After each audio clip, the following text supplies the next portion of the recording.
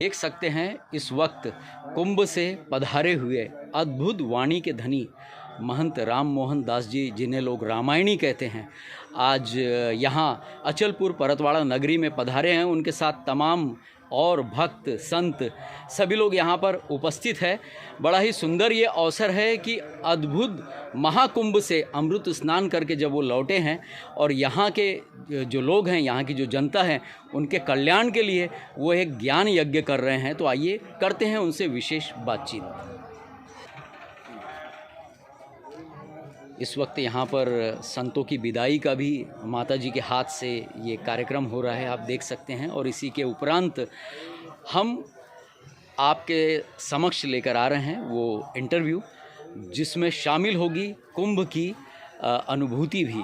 तो आइए करते हैं महाराज जी से विशेष बात। महाराज जी, आपका बहुत बहुत स्वागत है हमारे इस विशेष कुंभ की सीरीज़ में। और हम जानना चाहेंगे कि आप कुंभ से पधारे हैं तो कितने दिन आपने प्रयागराज में इस बार अभी कुंभ के अवसर पर व्यतीत किए हैं। बोलिए सियावर रामचंद्र की जय, उमापति महादेव की जय, हनुमान जी महाराज की जय। सीतानाथ समारंभाम रामानंदार्य मध्यमाम अस्मदाचार्य पर्यंताम वंदे श्री गुरु परंपराम। श्री राम जय जय राम। जैसा कि वर्तमान में अभी हम यहाँ अचलपुर परतवाड़ा के मध्य में स्थित 51 कुंडात्मक सहस्त्रचंडी महायज्ञ भव्य संगीत में श्री राम कथा एवं साध्वी संत सम्मेलन के तृतीय दिवस पर उपस्थित हैं। सभी नगरवासियों का बहुत बहुत आभार। सभी आएँ, सेवा करें और आनंद लें। जैसा कि आपने कुंभ के लिए कहा, तो विगत 5 दिसंबर 2024 से मेरे राम प्रयागराज की पावन धरा पर उपस्थित हुए थे।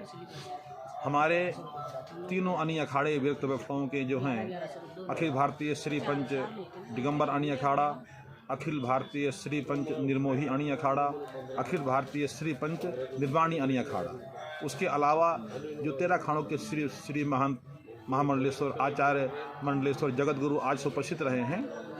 तो कुंभ में बहुत अच्छा चल रहा है जी। संतों का कुंभ है और संतों के द्वारा लगाया जाता है, संतों की परंपराएं हैं जी। परंतु इस बार जिस तरह से भव्य और दिव्य कुंभ का एडवर्टाइज पिक्चर के माध्यम से वीडियोग्राफी करके कंप्यूटर से बनाई हुई डिजिटल एक छोटी सी क्लिप के माध्यम से किया गया, उस हिसाब से धरातल पर व्यवस्थाएं नहीं की गई जी।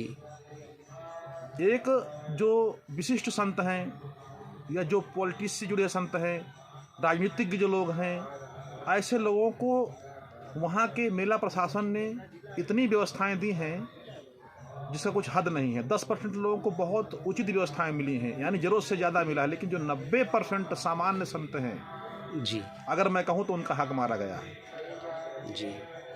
लेकिन महाराज जी, हम क्षमा चाहते हुए ये कहना चाहेंगे कि योगी जी ने तो ये कहा था कि अगर ज़्यादा लोग आते हैं तो वीआईपी पास तक रद्द कर दिए जाएंगे और आम से लेकर खास तक सभी के लिए एक समान व्यवस्था होगी। लेकिन आपने अपनी आंखों से देखा है तो खुलकर बताना जो चाहते हैं आप, उसका स्वागत है। हम बताना नहीं चाहते हैं। हमने कई बार अपने फेसबुक के माध्यम से, अगर आप चाहें तो हमारे फेसबुक देख सकते हैं, और वहाँ पे जाकर देखा है। अभी तक ये व्यवस्थाएं हैं कि मुझे वहाँ पर अपने Bairagi sector number 19, sector number 18, sector number 17, sector number 16, sector number 15 में जो हमारे अखिल भारतीय श्री विरक्त वैष्णव संप्रदाय के जो महात्मा थे, उनको सामान्य सुविधाओं के लिए जैसे कि लेटरिंग, नल और 24 घंटे की इलेक्ट्रिक सप्लाई के लिए कनेक्शन देने के लिए, जो कि पैड किया गया था, ऐसे कभी पहले ऐसा हुआ नहीं है, उसके लिए मुझे एक बार तो रोड बंद करना पड़ा और मैं 2.5 से 3 घंटे बाहर दिगंबर बेस में बैठा। रोड बंद करने से मतलब एक आंदोलन की तरह जी। मूलभूत सुविधाओं के लिए सिर्फ योगी जी को मेला प्रशासन ने गुमराह करके रखा है। योगी जी को मेला प्रशासन और मेले में खास करके वो चंद लोग जो कि योगी जी के इर्द गिर्द घूमते हैं, वो योगी जी को वहाँ ले जा रहे हैं जहाँ पर ज़रूरत से ज़्यादा व्यवस्थाएं दी गई हैं जी। योगी जी को चाहिए कि मेला प्रशासन की बात न मान करके जन सामान्य, अगर उनको यथार्थ देखना है तो योगी जी से मैं आग्रह करना चाहता हूँ, वो आएँ, मुझे डेट दें, मैं उनको टाइम देता हूँ, महात्माओं को भेजता हूँ, जा करके 15 number, 16 number, 14 number, 13 number sector में जा करके देखें और वहाँ देखें जहाँ महात्मा हैं, भजन करने वाले महात्मा हैं, साधु महात्मा हैं, जिनकी आर्थिक स्थिति ठीक नहीं है, ऐसे महात्मा जहाँ पे हैं मुझे कहाँ मिला प्रशासन के अधिकारियों ने कि आप ऐसा मत कीजिए, आपको क्या चाहिए। तो मैंने फेसबुक में देख लीजिएगा, कुछ कैमरे वाले भी थे वहाँ, मीडिया वाले, उनसे मैंने कहा कि मुझे वो नहीं चाहिए, हमें उतना ही चाहिए जो आप मेरे और भी 750 खालफाधारी श्रीमंतों को दे सकते हो, बस।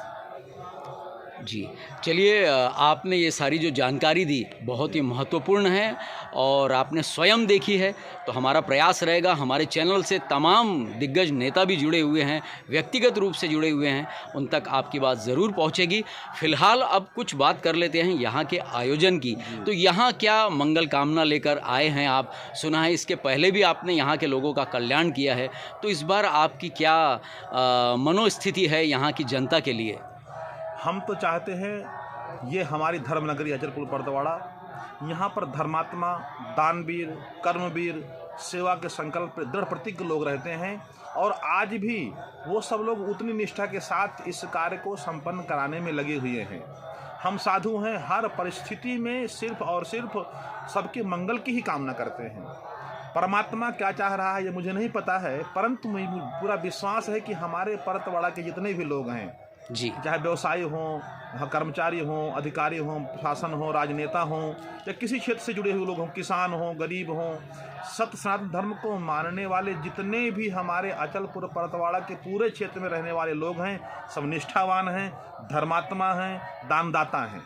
मैं तो सबसे आग्रह करूंगा कि आपके जीवन में ये बहुत सुंदर अवसर आया है, आपकी जितनी शक्ति हो, आपकी जितनी सामर्थ्य हो, उतनी सामर्थ्य के अनुसार आप आएँ और इस अद्भुत विहंगम संगम का आनंद लें। अब एक अंतिम सवाल महाराज जी आपसे और जानना चाहेंगे, रामायण सभी ने देखी है, चाहे टीवी पे या फिर मंच पे देखी है या पढ़ी है, और तमाम लोगों को इसकी सारी कथा कंठस्थ भी है या जानकारी है, लेकिन ऐसी क्या बात है कि जब आप फिर कथा करते हैं तो लोग बड़े ध्यान से मन लगाकर सुनते हैं, कथा वही है, जानकारी वही है, लेकिन ऐसा क्या आप जादू कर देते हैं कि फिर से लोग मंत्रमुग्ध हो जाते हैं? हमारे जीवन में जादू और चमत्कार जैसा कुछ मैं नहीं जानता हूँ। ये परम पूज्य गोस्वामी जी की लेखनी में वो कमाल है जो लोगों को समझ में आ रहा है। ये हमारे परम पूज्य भगवान अखंड मंडलाकार परमात्मा अखिल भुवनेश्वर पात्र ब्रह्म जगन नियंता जगदाधार अखिलेश्वर भुवनेश्वर मर्यादा पुरुषोत्तम परमात्मा राम के चरित्र में यह है। रामचरितमानस एक दर्पण है, जो भी देखेगा उसका असली चेहरा नजर आता है, और जितनी बार वो पढ़ेगा, जितनी बार सुनेगा, उतनी बार वो नवीन ही नजर आएगी, वो कहीं पुरानी होती ही नहीं है। इसमें मेरा या मेरी वाणी का कुछ भी नहीं है, इसमें जो है सुनने वालों को आनंद की प्राप्ति होती है, वो उनके कानों की विशेषता है। मेरी वाणी तो बहुत ही न तो लालित है, न संगीत है, न साहित्य है। मैं तो एक बच्चे जैसे बैठ करके अपनों के सामने बैठ करके अपने उस आराध्य परमात्मा राम जी के पावन चरित्र को जो मुझे गुरु कृपा से प्राप्त हुआ है, संतों कृपा से प्राप्त हुआ है, ग्रंथ से प्राप्त हुआ है, उसे मैं आपके सामने बस उनकी कृपा से परोस पा रहा हूँ। जी महाराज जी, बहुत बहुत धन्यवाद। शायद ईश्वर ने भी कहा है कि जो बच्चे की तरह निर्मल भाव से मुझे भजता है मैं प्रसन्न हो जाता हूं, और आपने भी कहा कि जिस तरीके से आप एक बालक की तरह प्रसन्न होकर ईश्वर को सामने देखकर कथा करते हैं, शायद यही वो रहस्य है। आपने इतना अमूल्य समय दिया, आपकी कथा का भी समय हो रहा है। हमसे बातचीत करने के लिए आपका बहुत बहुत धन्यवाद। प्रणाम। जय श्री राम।